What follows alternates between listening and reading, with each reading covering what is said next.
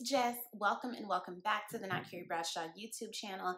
In this video, we are discussing, reviewing, recapping the best episode of season 2 of House of the Dragon from my perspective, episode 4. So let's get right into it. So Damon is still being haunted at Harrenhal, and he's really buddy-buddy with the sales associate from Hot Topic who's giving him a potion. And it's just so strange to me that, like, Damon has been suspicious of everyone, and rightfully so, but he's gladly taking shrooms from this goth chick. Like, I don't really get it. I don't understand. So the key to the Riverlands is Lord Grover Tully, who is still in the sick and shut-in list, and his grandson comes to talk to Damon, and Damon encourages him to just, like, kill the old man, and then he can make the decisions. And poor Simon Strong is like, bro, you embarrassing me. Like, this is not what I signed up for. I do like that Alice Rivers, aka the sales associate from Hot Topic, she calls Damon out on his shit and calls him out on trying to assert himself as king because Rhaenyra's not here. I really like that, but I'm still like, why does he let her get away with telling him the truth and everybody else gets cussed out and threatened with death? We switch over to Rhaenys, who is on the docks talking to what we later discover are Corliss's illegitimate kids. And it made me so sad for her. Like, at first I thought she was choosing. And I was like, why is she caressing this gorgeous young man's face? And she's like, your mother must have been very fair. And it's like, when you get cheated on, you really be like, why her and not me? And I guess, like, I could see her wondering, like, what did this woman look like to, like, turn my husband's attention away from me and onto her? But here's the thing, that man was at sea for, like, years at a time. So it's like, what did we think here? And Rhaenys is constantly trying to encourage Corlys to take steps to solidify their lineage. Basically, like, you need to set up a will and a trust because we're at war and we don't know what's about to happen. So the small council continues to have no respect for anybody. So Rhaenys actually goes back to Dragonstone to try to help with the situation. They coming for Baela. They like, you should have took them out when you had the chance. And Jay stepped in for his wife like, well, you know, when you have a dragon, you can do what you want to do. Seeing as how you don't, you might want to shut up. Which we love. We love. Stand up for your black queen, honey. Kristen Cole is out here beheading people. He done beheaded homeboy who escorted Rhaenyra to King's Landing so she could have her secret meeting with Alicent. That was devastating news to come back to. Like, damn, your whole daddy gone. So they are out there ransacking the Riverlands, trying to get to Harrenhal, but then they decide that they should switch course and go to Rook's Rest. So Aegon is not happy with the fact that Aemon has been treating with Christian Cole behind his back. He's like, the small council is picking up on the fact that, like, something's going on with these two. They know some shit that we don't know. Aegon decides that he's going to drive drunk on his dragon, but we'll get there. Alicent done took another morning after pill, okay, making a makeshift heating pad out of some heated stones, which I was like, that's clever as hell. Like, you know, Cramp's been taking bitches out since the dawn of time, even in Fantasyland. And here come Larys being a creep. He done peeped what's going on, and he's giving Alicent the tea of, like, well, girl, since you weren't at the small council meeting, since you were otherwise disposed, let me tell you what's up. And you can tell, like, she definitely lets him know that whatever Viserys's desires were died with him. Like, she really regrets these choices here, and she definitely regrets putting Aegon on the throne, and kind of tells him, like, you need to just shut up and do nothing. Like, do nothing. So Rhaenyra finally gets back to Dragonstone, and again, the council is mad at her, the council's mad at Baela, but she finally says, now that I know that there is no option for peace, we need to go ahead and go to war. Like, let's just do it. And she wants to get on a dragon herself, but they're like, you're the queen. You can't go out here and get took out the game. Like, then what do we have if you die? Which she has heirs, but, like, let's not just volunteer you to die, right?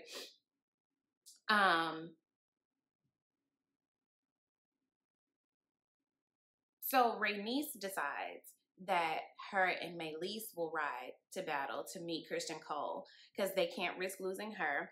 So, meanwhile, Rhaenyra tells Jace the song of Ice and Fire.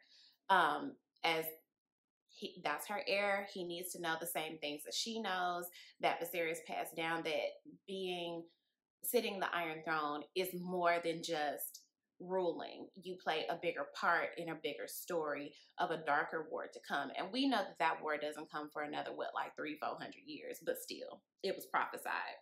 I want to say that the cinematography in this episode was stellar. It was giving Battle of the Bastards level cinematography, which is my favorite episode of Game of Thrones of all time. I think that this might actually be the same director, if I'm not mistaken. But this episode, we finally got like this climax that we've been waiting for the whole time. Season 1 was exposition leading up to a possible war.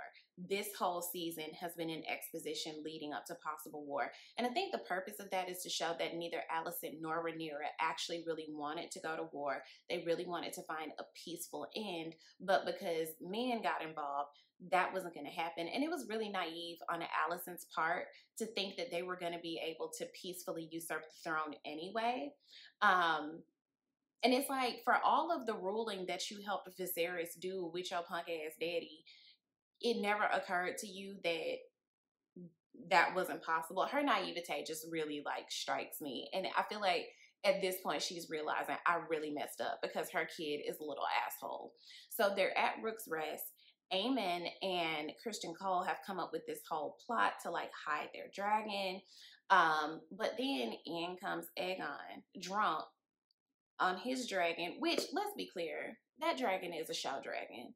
That dragon was not meant to be outside, okay? And Rhaenys and Maelys was out there doing the damn thing. And I am so devastated at how this episode ended because Rhaenys has been my girl this whole time. She rides for Rhaenyra. She's always the voice of reason. She calls Daemon out on his shit.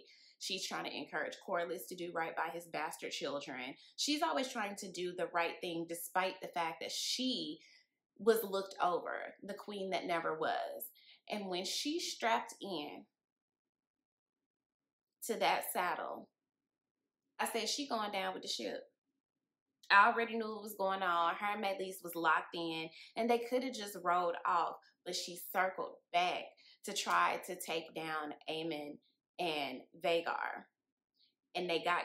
And it was something about just that last glimpse back that Maelys looked back at her like, I think it's going to be it for us. I'm so sorry I let you down.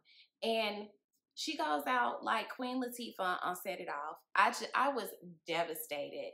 But of course, Aemon took this as an opportunity to get Aegon the fuck up out of here. Like, he crashed and burned somewhere in a field.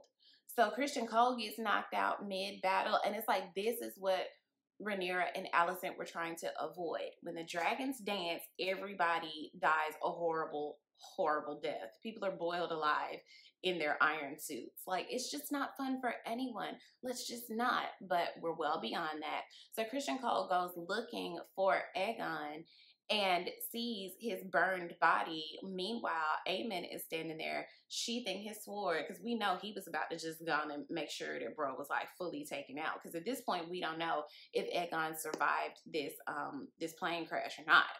So I wonder if at that point Christian Cole starts even questioning, like, damn, I probably shouldn't have linked up with bro. Like, he is vicious as hell.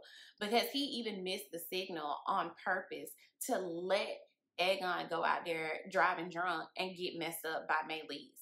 So that's how this episode ended. We have some casualties. We finally got some war that we've been looking for. Daemon is, you know, in and out of dissociative episodes on shrooms and whatever else the Hot Topic sales associate gave him. And he's still trying to treat with the Blackwoods and the Brackens, kind of like working both sides of things. It's all a mess. Daemon has no idea what he's doing and he's on drugs. Like, get it together, girl. While also trying to like take over your wife's position. Just all bad. It's all bad. Anywho, that's it for season 2, episode 4, which was, in my opinion, the best episode of the season because we finally got a battle scene, which we've been waiting for like years. And it's going to be so long before we get the next season. I can't even think about it. So slide in the comments. Let me know what you guys thought about this episode, especially the fight between Rhaenys and Aemon, where I feel like she really almost had him. And like, what if you had just went back home and lived to fight another day? We'll never know. So thank you guys for watching. Be sure to subscribe and share and comment and do all the things, and join our Patreon so I can buy my own dragon. Bye.